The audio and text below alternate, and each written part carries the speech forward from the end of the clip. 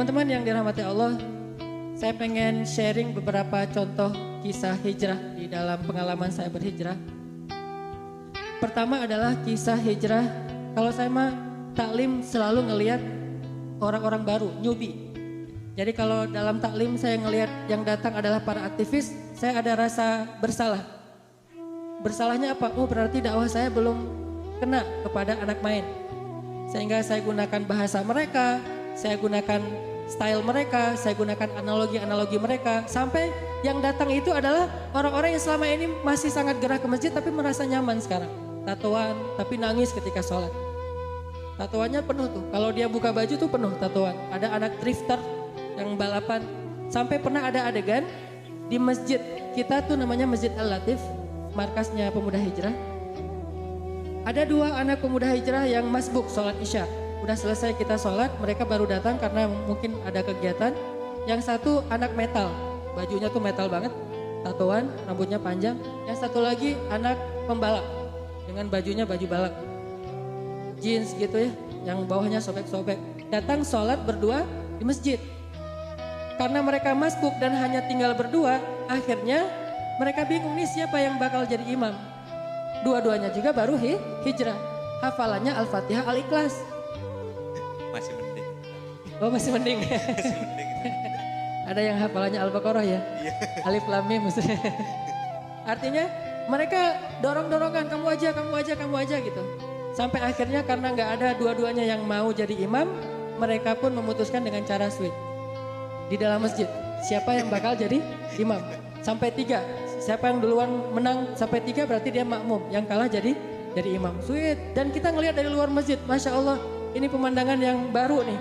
Orang baru hijrah, terus ada improvisasi dalam ibadah.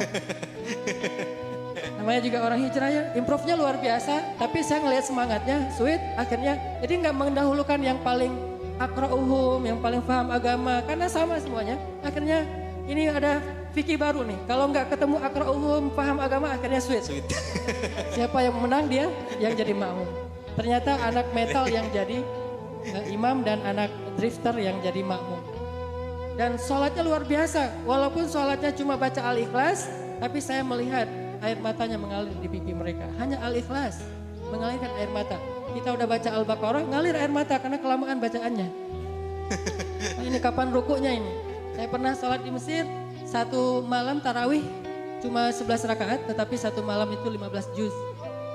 Masya Allah. Dan saya cuma sekali saya sholat di situ. Itu juga karena saya nggak tahu 15 juz. Diajak sama syekh saya namanya Syekh Tariq Faris. Beliau guru saya dalam belajar Al-Quran. Beliau bilang, Hanan yuk ikut saya. Ada tarawih bagus nih. Kan saya senang mencari imam-imam yang bacaannya powerful. Oh ya udah Syekh saya ikut. Gak ngasih tahu kalau 15 juz. Pas sholat rakaat pertama Alif Lam Mim. Wah Al-Baqarah standar lah. Paling juga satu kali sholat tarawih itu 1 juz. 11 rakaat. Ternyata udah setengah juz. Ini belum ruku-ruku, mulai saya curiga.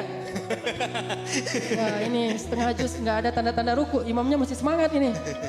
Sampai masuk saya puluh sufa belum ruku, akhirnya sampai akhir Al-Baqarah baru Allahu Akbar. Saya mengatakan dalam hati, ini cuma 2 rakaat saja, setelah itu saya pulang. Tapi rakaat kedua Ali Imran. Saya pikir rakaat kedua mungkin dia udah capek, paling juga Al-Ikhlas atau apa. Ini Ali Imran jadi hampir 4 juz dalam 2 rakaat saja. Sehingga kita sholat tarawih dari Ba'da Isya, selesai tarawihnya menjelang subuh. Hampir gak sempat makan sahur. Dan kedepannya Syekh saya ngajak lagi, saya bilang saya pilih yang dekat-dekat saja. Itu satu-satunya masjid di Mesir yang tarawihnya 15 juz, yang lain rata-rata 1 juz. Cuma ini masjid para hufaz dan mereka khatam sebulan 15 kali. Dan setelah istirahat setiap 4 rakaat kita istirahat, saya nanya kepada seorang jamaah sebelah saya, kakek-kakek gitu. Kakek belajar di Al-Azhar? Kata beliau, enggak, saya enggak pernah kuliah. Oh, kakek ngerti ayat yang dibaca? Enggak semuanya juga, walaupun orang Arab juga enggak semuanya ngerti Al-Quran. Karena bahasa Al-Quran ini jauh lebih tinggi daripada bahasa Arab. Apalagi kalau enggak pernah belajar agama. Kakek hafal Quran? Enggak. Kakek baru pertama ini ikut tarawih kayak gini. Saya sudah 10 tahun, Dek. taraweh di sini. Setiap tahun saya taraweh di sini. Saya tanya kepada beliau, Kek, saya tuh belajar di Al-Azhar, jurusan tafsir Al-Quran. Saya hafal ayat yang dibaca, saya paham sedikit-sedikit. Tetapi dan saya lebih muda dari kakek. Kok saya nggak betah berdiri? Sedangkan kakek tenang aja. Saya udah garuk-garuk udah. Untung aja saya nggak bersin-bersin. Udah nggak. Imam nih lama banget. Beliau tenang, khusyuk. Saya tanya, apa yang membuat kakek lebih betah dari saya? Kata beliau, kamu berdiri dengan tenaga kamu. Saya berdiri dengan iman. Masya Allah. Allahu Akbar.